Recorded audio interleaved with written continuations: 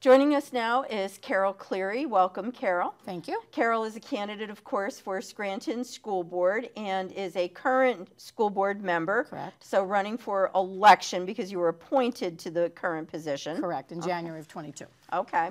And Carol is cross-filed on both the Republican and Democratic tickets. So we're going to get right into the questions. And the first question that I have talks about money, the thing that makes the world go around. Equitable funding from the state continues to be an issue. Please share your knowledge of the issue and describe how you can impact this as a school director. Well, advocacy is number one because we have to advocate for our district, our students, our faculty, our taxpayers. We have been in contact with, sorry, our legislatures. They're very pro-education, you know, Senator Flynn and Donahue. But we have to work at trying to get what's fair for our students. We've been underfunded for decades, and it's not just us. Many districts have been underfunded. Some districts have been funded fairly, but there's many districts, probably about 40%, that have been not funded fairly. So we just had that lawsuit.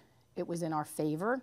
So it still has to go through the legislature, you know, for them to figure out what the formula will look like and how the monies will look like. I know Governor Shapiro is very pro-education. He did increase our budget by $2.5 million, so it's a little bit higher, but it's going to take, and that's for the budget that hasn't completely gone through in June, but it will take several years to hopefully finally hit the level that we should have been getting all along. Okay. The next question is equally important as money, and that is safety. What is the role the school board plays in ensuring the safety of our children? Safety is key. As we know today, there's a lot of tragedies that have been happened, not just in schools. You know, it all started back in '99 with Columbine, and we thought that was an isolated incident, and as we know today, it was not. So our safety is very important.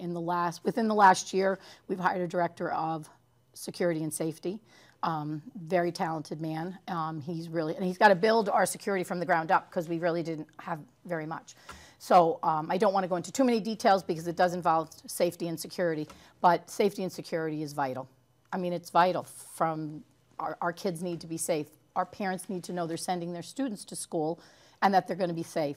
And if something does happen, that we have the procedures in place to protect them and to protect our faculty. So safety is vital. I mean, I don't want to say too much because I don't want to talk about some of the things that we're trying to do because we really can't talk about it in public because it involves safety. But, you know, I am pro-safety. I have a son in law enforcement, so I understand a lot of the difficulties that our community faces. So that's where we're at. Safety is very important. All right. Lots of questions come up about transportation, and when I'm talking about transportation, I mean about getting the kids back and forth to school. So this is a two-part question. Discuss any changes that you believe are needed to the district's policies on transportation for students. And the second part that we want you to answer is, what factors need to be considered when you're voting for change? In regards to transportation? Just this, yep. Okay. In regards to getting the kids back and forth to school. Well, transportation, in my opinion, has been a huge issue in the city of Scranton as long as I have lived here. It always shocked me, going back to when I first came to Scranton, which was over 40 years ago, that we didn't transport our high school students to school. Unfortunately, you know, we are subsidized by the state. They have a formula that they use to subsidize districts. Part of the formula is the distance that the buses drive, the age of the buses, things like that. So because our runs are shorter, we technically get less subsidies in some of the maybe rural communities because they might drive 8 miles to get the students to school. The bus routes might be 22 miles. The state has in place that children can walk up to 1.5 miles. Which I think for possibly a secondary ed student, that is not dangerous. However, I think for an elementary school student, that I wouldn't send my kindergartner, you know, to walk 1.5 miles, no matter how safe the route was. So transportation has always been a problem, but unfortunately the state's busing in their transportation code goes back to 1949. In 1949, there was always somebody at home. We don't have, that's not the situation we are today. I would really like to, and it's kind of on my list somewhere if I get reelected, and I have some time to possibly address that with the state, and maybe have the state, if we can, relook at that, because I don't know that that's what we need in the 21st century for our students. And I'm sorry, I'm not sure. Could you repeat the second question, Andrea? No, that was all part of it. Oh, did I cover everything? Yes, I think so, and I think. Missed number 3. Oh, we missed number 3. So sorry. Okay. All right. Oh, I did, didn't I? Okay. So out of order a little bit, That's but yeah. okay. And did Carol finish her time on that question? Yeah, Okay. around All right. 2 seconds. Okay. Oh, okay, good. All right. So I should keep my glasses on all the time, right? So the number 3 is, and again, this is a 2-part question. Closing a school, as you know, is a hard decision to make. What factors should be considered when you have to vote on a closure? And then the other side of that is what factors should not be considered when you're voting on a closure? No matter what the board decides, there are going to be unhappy people.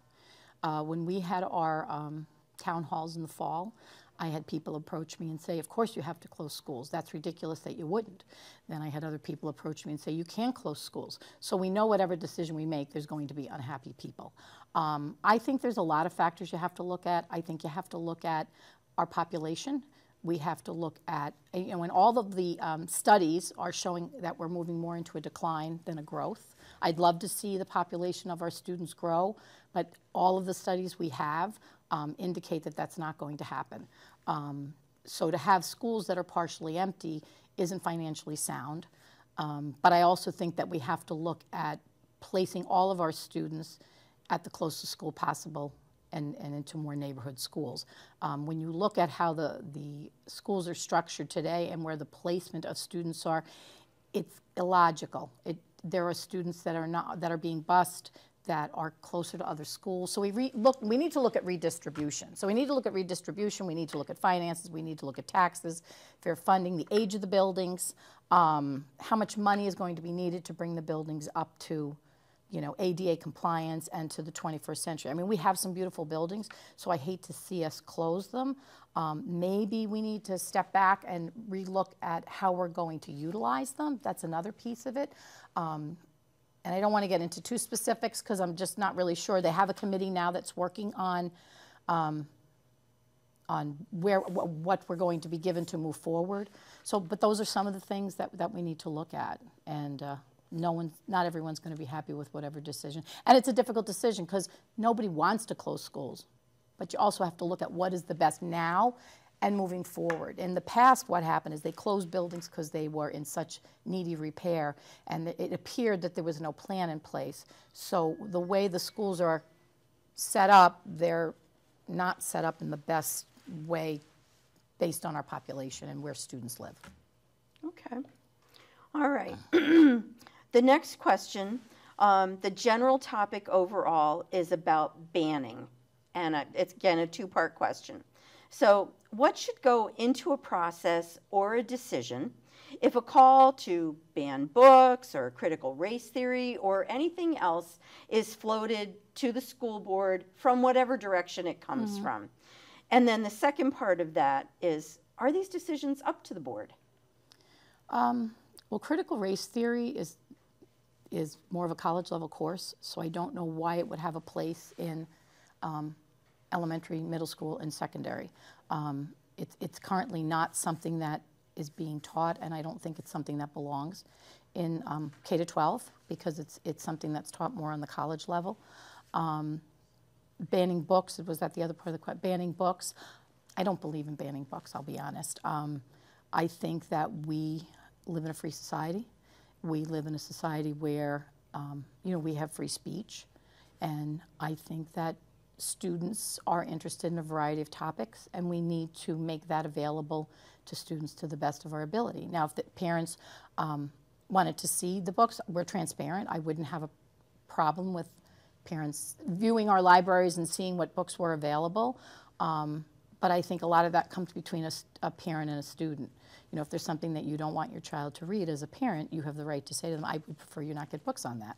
But there are other parents that may prefer their children read books on that. So I don't know that there's a one-stop shop when it comes to, you know, banning books. I don't see a need for it, really.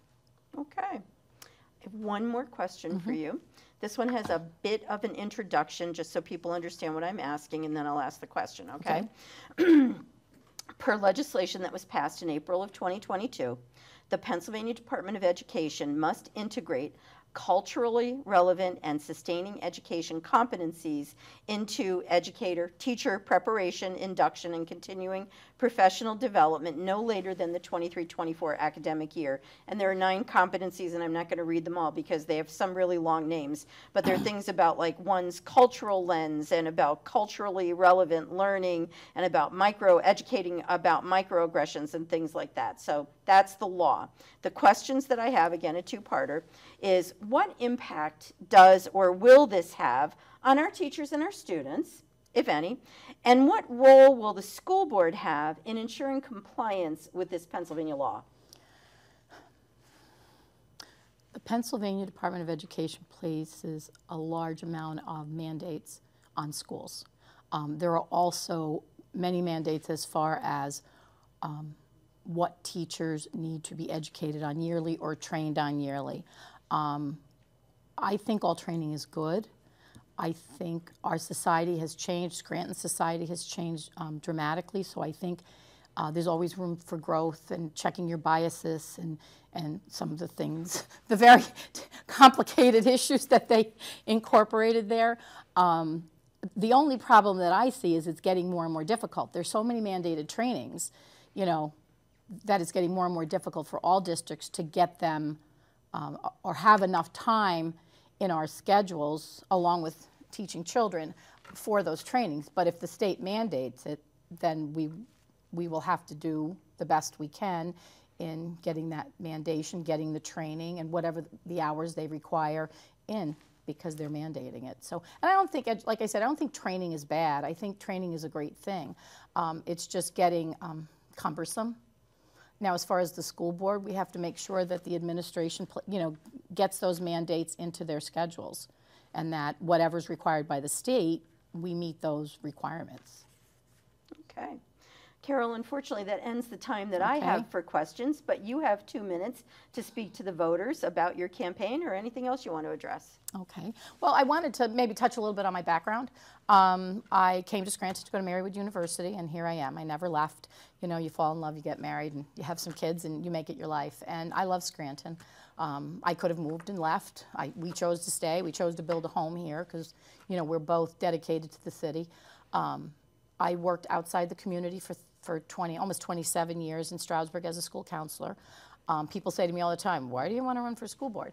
And I said, I always felt the draw to work civically. You know, I did a lot when my kids were little, as you know. You know, we were in Boy Scouts and football and baseball, and we had 3 sons, so we did everything boy-related, Scouts, you know, the whole 9 yards. But I always had that draw to want to do something civically.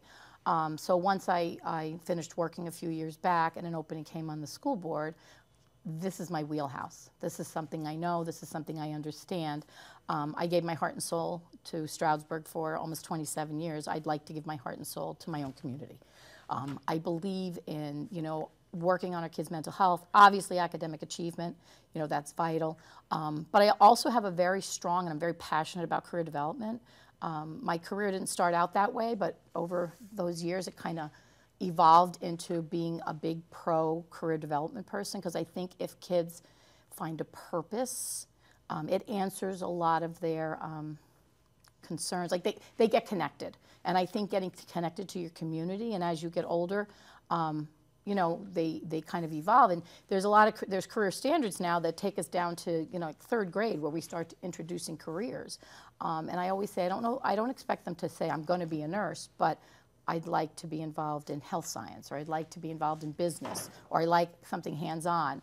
So to just get them to start thinking about their future, because they're our future. You know, I have 4 grandchildren, I have 3 children, I have 3 daughter-in-laws. I want what's best for them, you know, moving forward. So And whether they live in Scranton or outside of Scranton, we're all connected. You know, we're all connected. The outside communities, they need us as much as we need them. All right, thank you. Okay. That concludes our time with Carol Cleary, who is candidate for Scranton School Board. And Carol is cross-filed on both the Republican and the Democratic tickets, so people in both parties would be able to vote for her Yes. on May 16th. Thanks for joining us today. Thanks so much, Andrea.